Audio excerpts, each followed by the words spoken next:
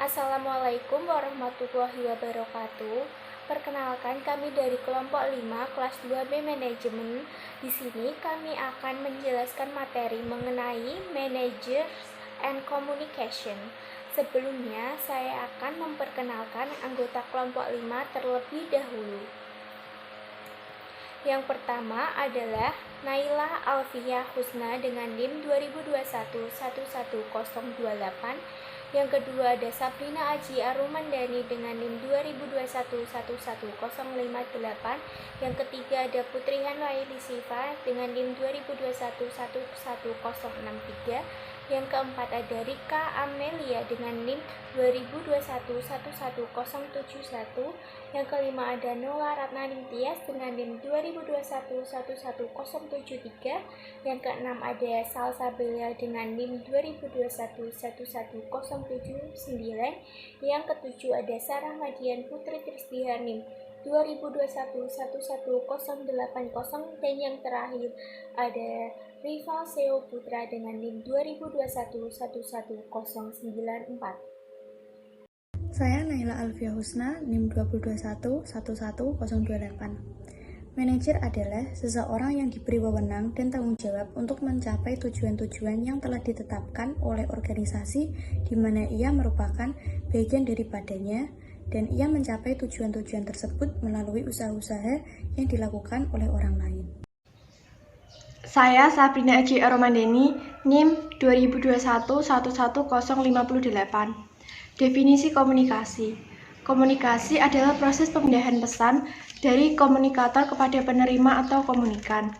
Namun, dalam proses tersebut terdapat unsur, konsep, proses, dan tujuan yang mesti dipahami dalam berkomunikasi adalah proses pemindahan pesan. Perkenalkan, nama saya Putri Hanwaili Siva, NIM 202111063. Di sini saya akan menjelaskan penjelasan selanjutnya. Fungsi manajer dan komunikasi. Ada dua fungsi utama manajemen komunikasi dalam bisnis, yaitu sebagai sarana untuk menyamakan pengertian pada seluruh anggota dalam suatu perusahaan serta sebagai sarana untuk menggerakkan orang lain dalam suatu perusahaan dengan informasi yang diberikan secara jelas. Manajer dan komunikasi.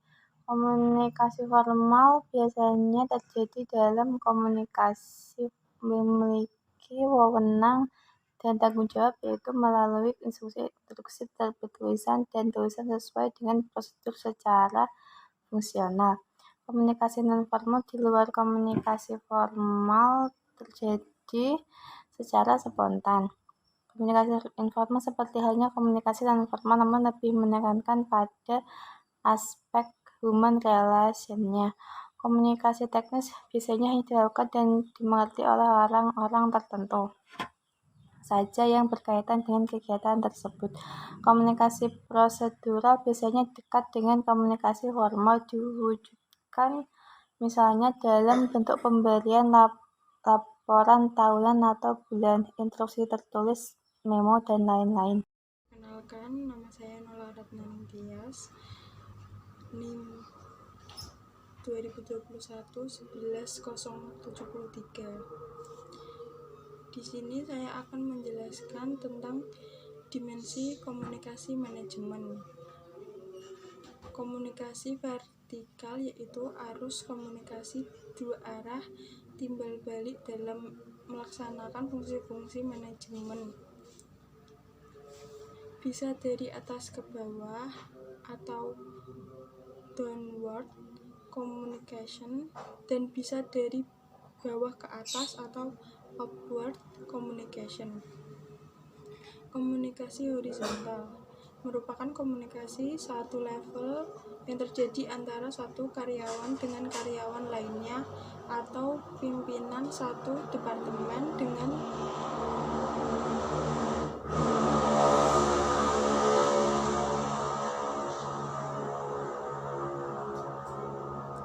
departemen lainnya dalam satu tingkatan dan lain sebagainya. Komunikasi eksternal berlangsung secara dua arah antara pihak organisasi atau lembaga dengan pihak luar. Nama saya Salsabella, NIM 2021-11079. Hambatan manajemen dan komunikasi. Hambatan teknis termasuk dalam hambatan keterbatasan fasilitas dan peralatan komunikasi. Dilihat dari sisi teknologi, maka hambatan ini akan semakin berkurang seiring dengan adanya temuan baru di bidang teknologi komunikasi dan informasi. Hambatan semantik. Hambatan dalam proses penyampaian pengertian atau ide secara efektif, faktor pemahaman bahasa dan istilah tertentu serta kata-kata yang dipergunakan dalam komunikasi terkadang mempunyai arti yang berbeda. Hambatan manusia. Adanya faktor emosi dan prasangka pribadi, persepsi, kecakapan atau ketidakcakapan, kemampuan atau ketidakmampuan, alat panca indera, seorang dan lain sebagainya. Saya Sarah Madian Putri Trisdihar NIM 2021-11080. Cara mengatasi hambatan manajer dan komunikasi. Yang pertama, yaitu dengan menggunakan umpan balik. Penerima yang efektif memverifikasi pemahaman mereka terhadap pesan yang dikirim oleh pengirim pesan. Mereka menyadari kata-kata, nada suara, dan bahasa tubuh ketika memberikan umpan balik. Yang kedua, menyederhanakan bahasa. Manajer harus menyesuaikan bahasa untuk setiap individu agar dapat dicapai komunikasi yang dapat diterima dan dipahami. Yang ketiga, menyimak dengan efek aktif, yaitu menyimak untuk mendapatkan makna yang menyeluruh tanpa lebih dulu membuat penilaian atau interpretasi. Perkenalkan, nama saya Rivalsio Putra Arianto dengan NIM 2021-11094. Teknologi informasi dan komunikasi. Teknologi informasi dan komunikasi meliputi segala yang berkaitan dengan proses penggunaan sebagai alat bantu, manipulasi, dan pengolahan informasi. Sedangkan teknologi komunikasi adalah yang berkaitan dengan penggunaan alat bantu untuk memproses dan mentransfer data dari perangkat ke satu yang lainnya. Oleh karena itu, teknologi informasi dan teknologi komunikasi adalah dua hal konsep yang tidak terpisahkan.